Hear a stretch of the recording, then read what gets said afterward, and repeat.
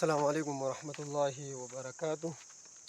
ملګرو زه په دې ټایم کې په پنجګلۍ په بالکل په چوکۍ سره نږدې موجود یم.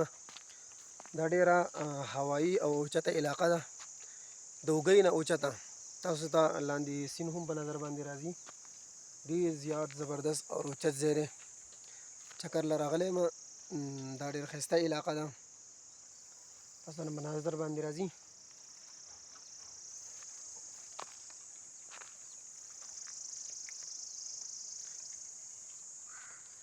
مخ هوټل دی. دا هوټل ډېر ښایسته روټۍ ترتیبي دی او ناشته پکې موږ وکړه.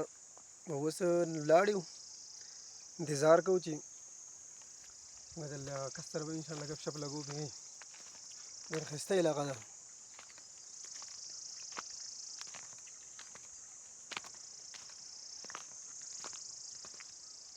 لاندې بالکل سیند تورغر جدبا په نظر باندې راځي علاقه.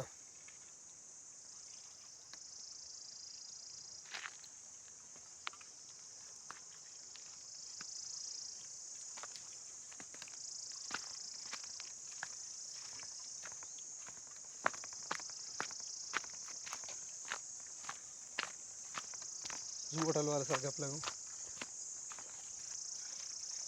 د اوبه دي ځینې لکې ډېرې سپیشل اوبه دي. ګورئ یخې یخې اوبه دي.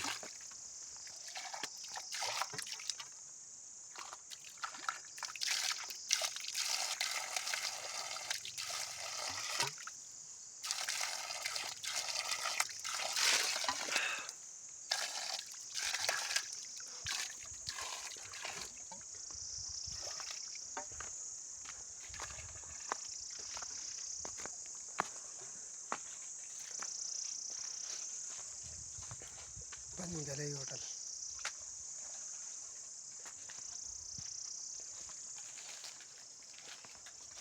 بابا السلام علیکم. بابا څنګه یې؟ پښتو راځي که نه؟ پښتو راځي که نه؟ زه یې هوټل کې لږ ویډیو جوړوم ښایسته باندې. راځئ مې خوښ شو، یوازې راغلم چکر له. او دا مخکې دنده پکې دوکان دی ملګرو، دې کې هر څه میلاویږي. او بار سپیشل ټیبل لګېدل دی. بابا پنجګلۍ دې نوم دی که نه؟ پنجګلۍ دا هوټل دی، تاسو ته په نظر باندې راځي. بابا دې دی صفايي کوي.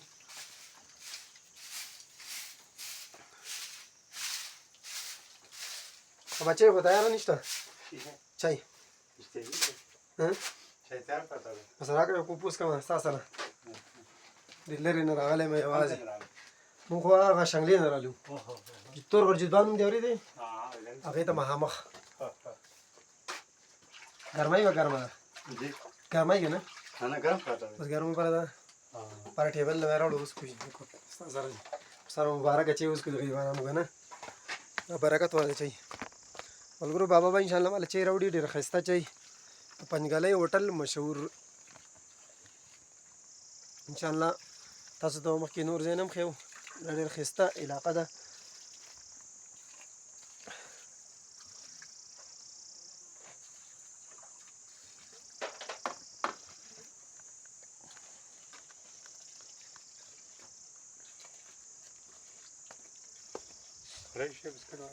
نه بس دقه چای وڅښم سر مې درد لګي.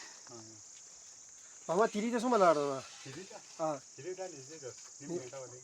په کته به ګوزېږم که نه؟